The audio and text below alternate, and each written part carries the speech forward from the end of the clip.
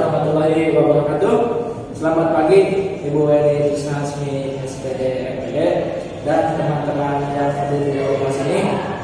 Saya Andika Putra akan menjadi moderator pada sesi kali ini yang akan membahas topik senyawa organik dan anorganik. Sebelumnya izin perkenalkan teman-teman saya yang di sini. Perkenalkan, nama saya Willy Paul Butar-Butar, saya dari kelas B. Perkenalkan, saya Muhammad Akbar Hidayat. Perkenalkan, nama saya Paraga Widiasa. Perkenalkan, nama saya Abifai Akbar. Jadi di sini yang akan menjelaskan duluan siapa?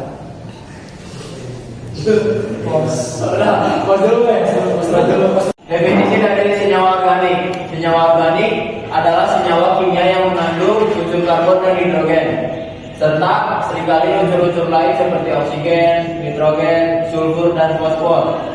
Senyawa organik banyak terdapat dalam organisme hidup, seperti protein, karbohidrat, lemak, dan vitamin, serta pada senyawa sintetis seperti plastik dan bahan bakar.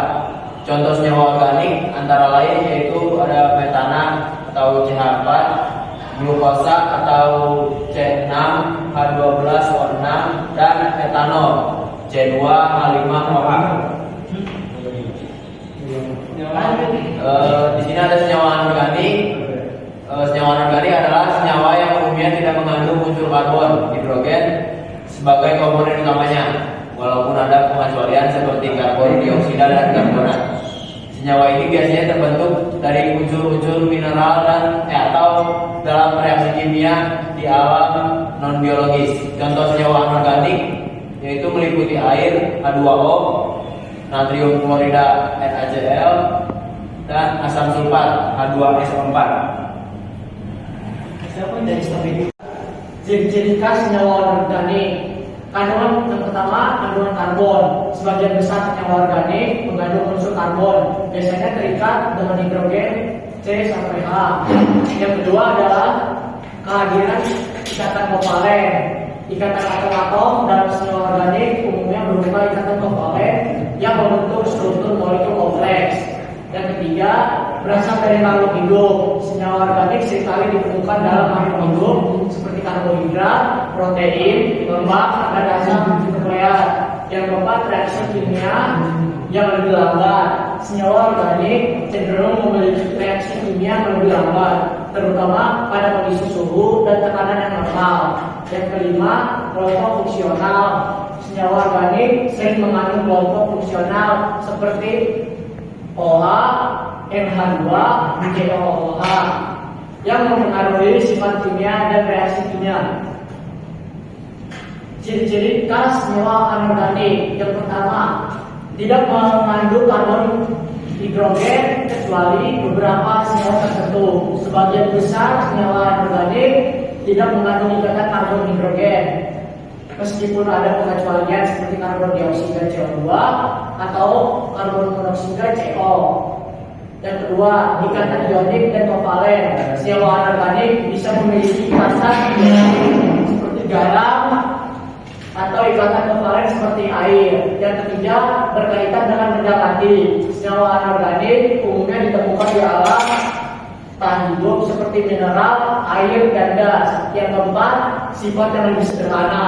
Senyawa anorganik umumnya memiliki struktur yang lebih sederhana dan reaksi kimia yang lebih cepat dibandingkan senyawa organik. Yang kelima, tidak mengandung kelompok fungsional.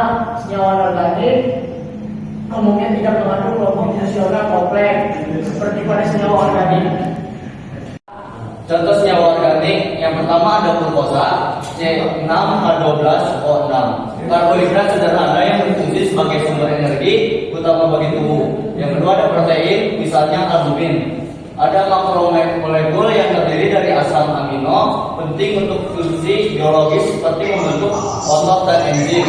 Etanol C2H5OH, alkohol yang biasa digunakan dalam minuman beralkohol dan sebagai pelarut. Yang keempat ada metana CH4, gas yang terbentuk dari dekomposisi materi organik digunakan sebagai bahan bakar. Yang kelima ada asam asetat atau bisa disebut CH3, COOH. Senyawa yang ditemukan dalam dalam cuka. Contoh senyawa anorganik. Yang pertama ada air H2O, senyawa yang sangat penting untuk kehidupan dan ditemukan di dalam bentuk cair, gas, dan padat. Yang kedua ada garam dapur atau bisa disebut NaCl, senyawa ionik yang terbentuk dari natrium dan klorida.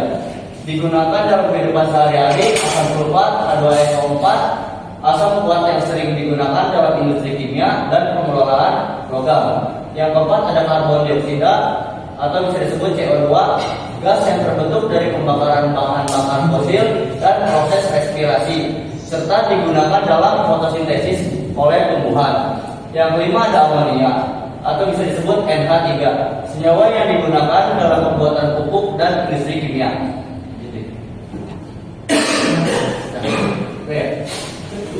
Ini penjelasan fungsi setiap contoh senyawa organik dalam kehidupan sehari-hari. Yang pertama itu ada glukosa atau CH6H12O6. Yang fungsinya glukosa adalah sumber utama energi bagi tubuh manusia. Melalui proses metabolisme, glukosa juga menjadi energi yang diperlukan oleh sel-sel tubuh, terutama otak dan otot. Yang kedua itu ada protein. Fungsinya protein sendiri itu untuk membangun dan memperbaiki jaringan tubuh seperti otot dan organ. Selain itu, protein juga berperan dalam pembentukan enzim, hormon, dan antibodi yang penting untuk sistem kekebalan tubuh. Yang ketiga ada metana atau CH4. Fungsinya yaitu sebagai bahan bakar yang berbakar untuk memasak dan pemanasan di banyak rumah tangga. Dan itu juga metana juga merupakan komponen utama dalam gas alam yang digunakan dalam berbagai industri. Yang keempat itu ada asam asetat atau CH3COOH. Fungsinya adalah sebagai komponen utama dalam cuka yang digunakan sebagai bahan pengawet dan penyedap dalam masakan.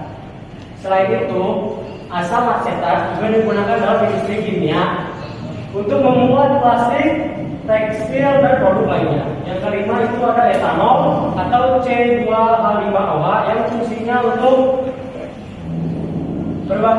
yang digunakan dalam berbagai bidang seperti dalam pembuatan alkohol, sebagai pelarut dalam industri, dan sebagai bahan bakar alternatif dalam beberapa kendaraan. Etanol juga digunakan dalam desinfeksi dan pembersihan. Yang selanjutnya penjelasan fungsi setiap contoh senyawa anorganik dalam kehidupan sehari-hari. Yang pertama itu ada air atau H2O. Dan fungsinya air adalah zat yang sangat penting untuk kehidupan. Air digunakan dalam proses metabolisme tubuh, membantu pencernaan, transportasi nutrisi, serta pengasuhan suhu tubuh. Air juga digunakan dalam kegiatan sehari-hari seperti memasak, mencuci, dan meminum. Yang kedua ada garam dapur atau NaCl. Dan fungsinya garam dapur digunakan sebagai bumbu makanan untuk memberi rasa. Selain juga natrium dalam garam penting untuk menjaga keseimbangan cairan tubuh dan fungsi saraf. Yang ketiga ada asam sulfat atau H2SO4 yang fungsinya banyak digunakan dalam industri, terutama pembuatan pupuk, deterjen, dan pengolahan logam. Dan itu asam sulfat digunakan dalam akumulator mobil atau baterai dan dalam pengolahan minyak.